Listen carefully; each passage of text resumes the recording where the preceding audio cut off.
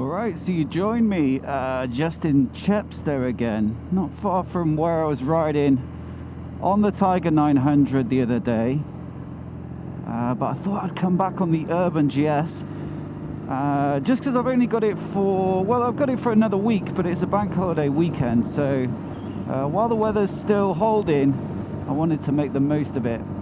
And when I was riding the Tiger 900, I found a little spot in the woods to film a review, and then I decided to come back along the River Wye past Tintern and Tintern Abbey, and it was such a good road.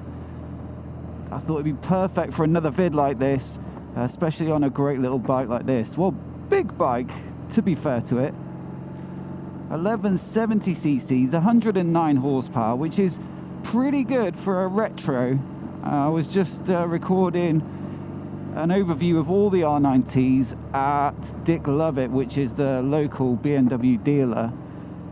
And I was saying in that really it's only the Japanese retros like the Z900 RS or the XSR 900 that are based on like modern naked bikes that make more power than this. So if you look at Enfields, Triumphs, even the Thruxton, they're quite down on power versus the R9T, although Just Dad commented on the Urban GS and 1200 Scrambler videos saying that he thinks with a few mods on the Triumph engine it'll easily rival this. But out of the box, if you don't want to mess about with it, this is pretty pokey.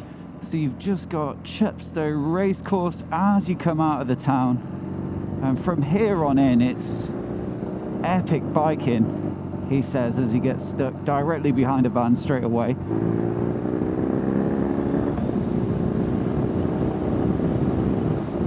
Looks nice and quiet today, thankfully, so that's good.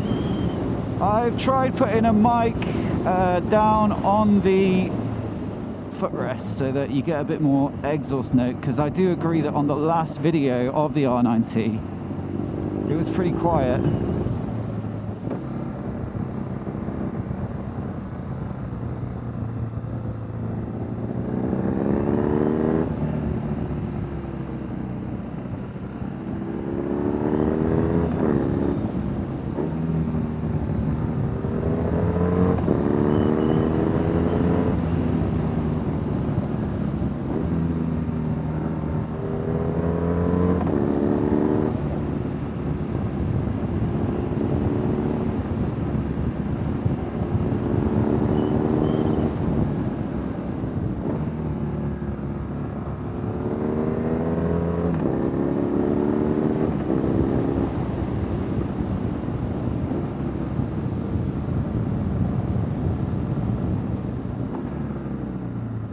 I'm absolutely nowhere near what this bike's capable of, but this is the first time I've been up this road this way. I came back the other way and it was pretty much the same on the Tiger 9. A few corners that weren't as tight as I expected because you've got all this sheer rock and stuff, and the visibility is not great through the turns, and also a couple that tighten up as well, so you don't want to be pushing too hard.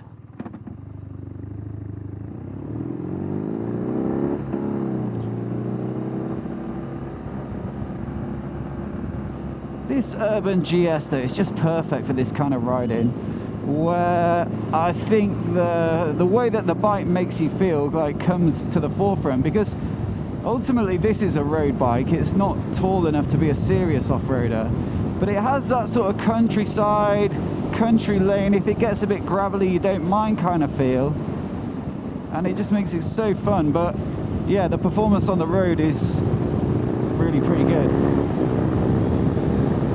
You know, I've said this many times over about the R9T, but it's so direct, that feeling of the shaft drive, and the way that the throttle's just like instantaneous to the back wheel. There's absolutely nothing delaying it or anything like that. It just feels so fun to ride, and like I say, you need to master the gear changes to get them super smooth.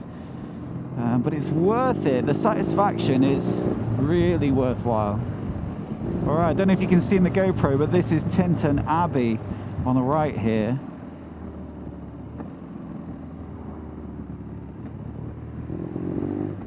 There you go. Proper spectacular little spot. And I think there are a few good biker cafes in Tinton as well. There's one called the Filling Station just up here on the right that I've seen a few bikers outside.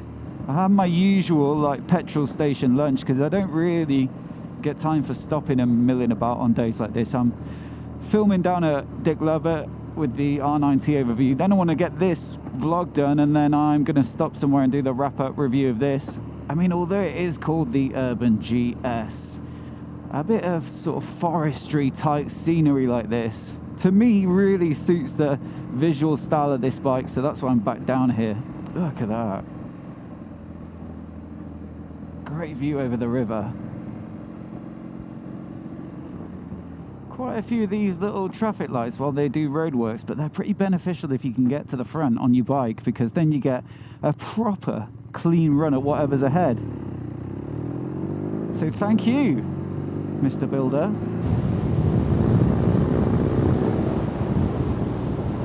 Now we're just coming up to a bridge. We're heading up towards Monmouth, and the Wye River on the right of me here, that marks the border between England and Wales. So I assume that going over this bridge here, the Week Bridge as it says, we'll be crossing back from Wales into England, or so I think anyway. Let's have a look. It should say like welcome to England at the other side, I guess, as it often does.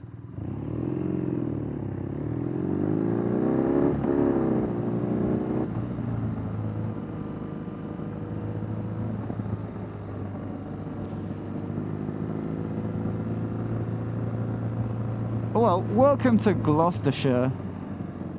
Good enough. We're basically at Monmouth here, and then you can go on to all sorts of cracking riding. But, like I say, I've got a film, and I want to go back, I think, to that bit of twisty road just before Tinton there. Have another stab at that. I wonder if the BMW cruise control will do 20. Yeah, 20 miles an hour. Oh, that is handy. As much as cruise control is good on the motorway, I do like to have it in sort of like average speed check zones and stuff like that. All right, back through Tinton and on to the good stuff.